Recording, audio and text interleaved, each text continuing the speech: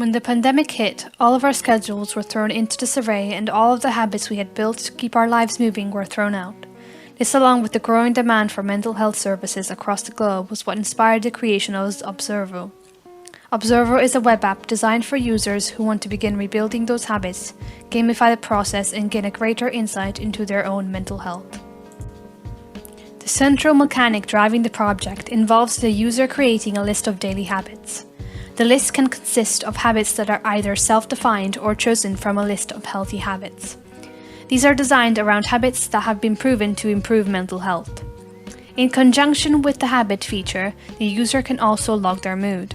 From here, they can then see how their mood has fluctuated over the previous 30 days, thus allowing them to gain a more objective insight. Furthermore, users are also able to see how their habits and mood affect each other by viewing them as part of distinct groups. For example, seeing that generally speaking they rate themselves as feeling good on days they exercise. The final feature of the application is a virtual pet that mimics the user's mood. This pet can then level up by gaining experience points when the user crosses off habits from their list. As the user levels up, they will be able to unlock more of these healthy habit programs to both encourage continual development and avoid overwhelming them with options.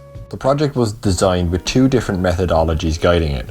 First was a level-orientated design approach, which involved breaking down the project into various smaller component parts. This applied to both the programming of the project as well as the visual design and research. Co-design was also a large part of our development process. This is a school of design that includes the end user in the development of the process, and this naturally fit into our broader design process of iteration. The app itself was developed with Facebook's React framework on top of JavaScript, along with various other component libraries. Google's Firebase was also used to design our backend for storage.